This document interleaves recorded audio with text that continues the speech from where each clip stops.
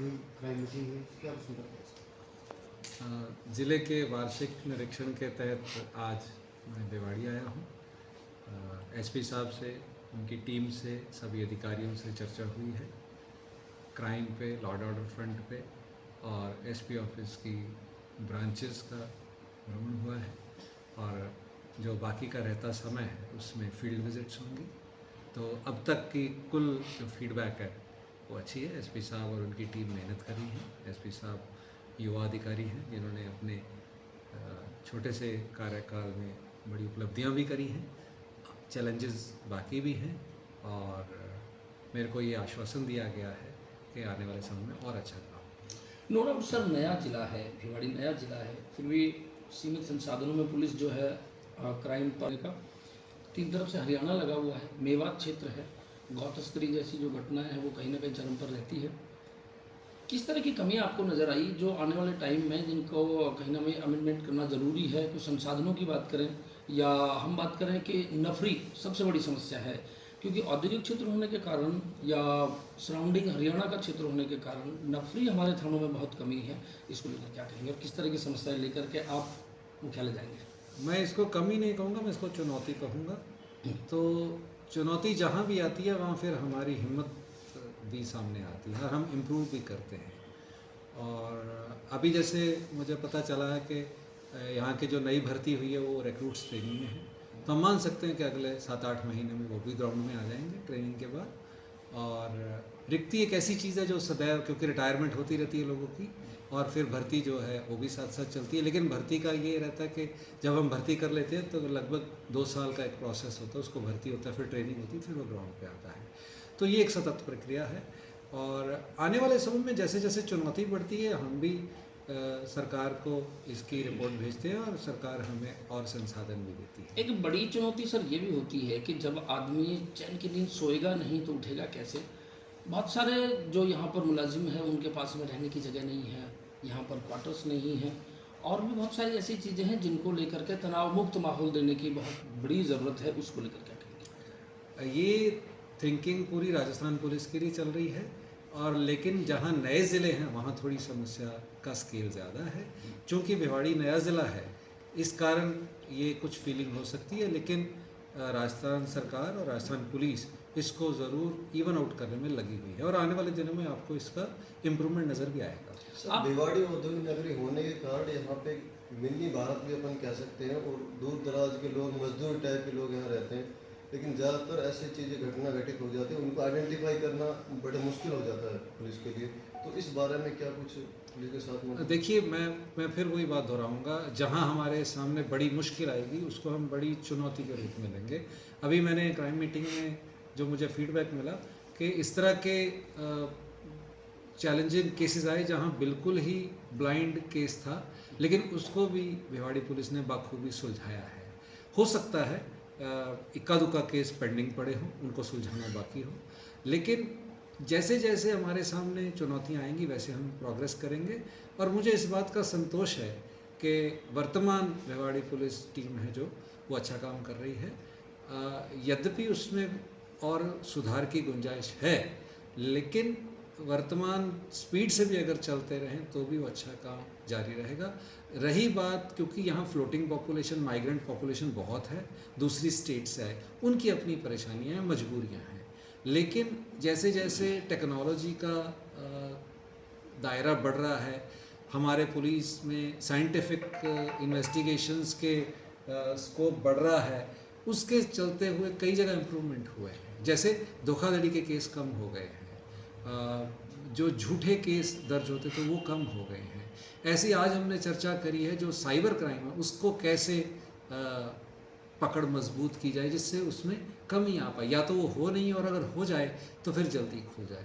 तो ऐसी जैसी समय के साथ हमारे सामने चीज़ें आ रही हैं, हम भी इम्प्रूव कर रहे हैं। सर, आपने टेक्निकल पार्ट की बात, अभी कुछ समय पहले कि अल्प्राजोलम जो एक नशीली दवा है उसकी एक फैक्ट्री पकड़ी गई और एटीएस गुजरात की वो सूचना पर पकड़ी गई, लेकिन हमारी पुलिस करीब 6 घंटे तो इसमें लगी रही कि ये आखिर ये जो नशीली दवा है ये क्या है, ये केमिकल है, क्या है, ये वेरीफाई करने में बड़ा मुश्किल हुआ, बहुत लंबा टाइम लगा। एटीएस खुद का कुछ भी बताने को तैयार नहीं थी। वो एक मशीन लेकर के आए थे, वो उसको ओपनली लाने पर बिल्कुल तैयार नहीं थे। हमारी पुलिस जब सख्त हुई तो वो लोग आगे आए।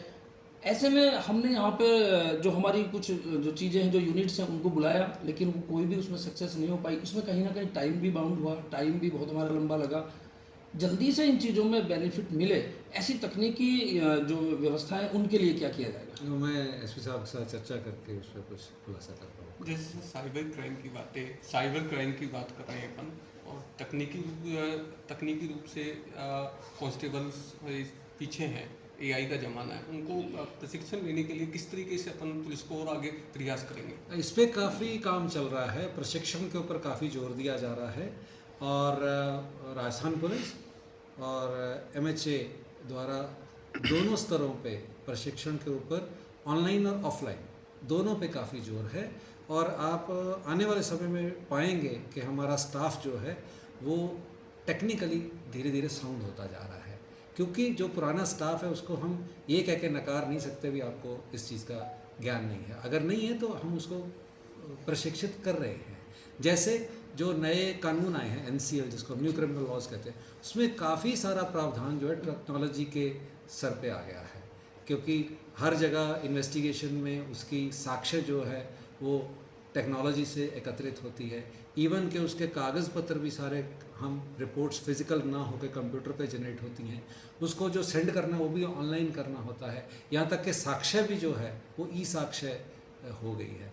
तो बहुत सारा वो प्रशिक्षित हो रहा है और आने वाले समय में और हो जाएगा। और जो नए भर्ती हो रहे हैं वो तो आप मान के चलिए कि शुरुआत ही उनकी टेक्नोलॉजी से हो रही है। आखिरी सवाल है सर, ये तो हमारे अपने सवाल जवाब की बात थी। अब उम्मीद आपसे ये है कि आप आए हैं तो क्या भिवाड़ी में आपने ऐसी कमियां देखी? भिवाड़ी पुलिस जिला जिसमें भिवाड़ी को कुछ नया और बड़ा मिलने की उम्मीदें हो, हमारी पुलिस मजबूत हो, पुलिस तनाव मुक्त काम करे, क्या कुछ आप यहाँ और से सुधार लेकर जा की रहे क्या हैं? गुंजाइशें हैं जो आपने निरीक्षण किया है, तो कि किस और सुधार क्या गुंजाइश है? क्या क्या सुधार और हो सकते हैं? आज निरीक्षण शुरू हुआ है, आज तो ऑफिस वर्क किया है। एरिया अब हम घूमेंगे और जवानों की संपर्क सभा में उनसे फीडबैक लेंगे और उसके बाद हम एक रणनीति बनाएंगे कि इस पर क्या और सुधार किया जाए। जिले में संसाधनों की सबसे ज़्यादा कमी है, वो कैसे पूर्ति होगी? मुझे लगता है इस ज़िले में संसाधन की बहुत ज़्यादा क्या कहेंगे कंट्रीब्यूशन भी है यहाँ के लोगों, जो मुझे एसपी साहब से भी रिपोर्ट में पता चला। हालांकि मैंने आंकड़े नहीं लिए, लेकिन पता चला है कि बहुत सारी इंडस्ट्री ने CSR में भी इनकी हेल्प करी है और आने वाले समय में करने का आश्वासन दिया है। और इसीलिए मैंने कहा कि मैं एसपी साहब से बैठ के रणनीति बना के ही कुछ मैं रिपोर्ट बना पाऊँ। यही सर बड़ा चैलेंज है, क्योंकि ये यहाँ बहुत ज़रूरतमंदों की सिटी है। यहाँ बाहर से अलग अलग संस्कृति के लोग रहते हैं, इंडस्ट्रियलिस्ट रहते हैं। कहीं ना कहीं राजस्थान की आर्थिक राजधानी कहें तो शायद कोई अतिशयोक्ति नहीं होनी चाहिए। इसीलिए यहाँ पर जो है जो जगह है वो बहुत कॉस्टली है। कई बार आप जो अभी बात हुई क्वार्टर्स के लिए, उसके लिए जगह मिलना बड़ा मुश्किल है। तो ऐसी स्थिति में जो तनाव मुक्त माहौल एक पुलिस को दिया जाना है, उसके लिए फाइनली क्या आपने एक आकलन किया, क्या हो सकता है?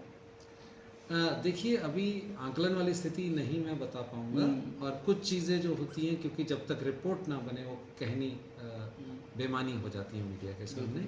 लेकिन मुझे एक बात का विश्वास है कि जितना काम मैं अभी तक देख पाया हूँ आज के दिन में, उससे मुझे संतोष है कि कोई चुनौती ऐसी नहीं है जो भिवाड़ी जिला जिसको उपलब्धि ना कर सकते। भले कुछ हो जाए, आप ज़मीन महंगी कह रहे हैं, आप माइग्रेंट पॉपुलेशन की बात कर रहे हैं, आप इंडस्ट्री की बात कर रहे हैं, आप इंफ्रास्ट्रक्चर की बात कर रहे हैं, ठीक है। कुछ चीज़ें ऐसी होती, क्योंकि जिला नया है तो समय के साथ डेवलप होंगी। अब शहर का विकास हो रहा है, इंफ्रास्ट्रक्चर हो रहा है, तो वो तो कुछ समय उस पर लगेगा, उसके जस्टेशन पीरियड लंबे होते हैं। पर मुझे लगता नहीं है कि कोई भिवाड़ी पुलिस या भिवाड़ी ज़िला या राजस्थान पुलिस इसमें कोई कमी छोड़ेगी जिससे हम उस अपनी मंजिल पे पहुंच नहीं सके। Thank you sir. आपको प्रशांत जी को बहुत बधाई हो, बहुत सफल परीक्षा। Thank you.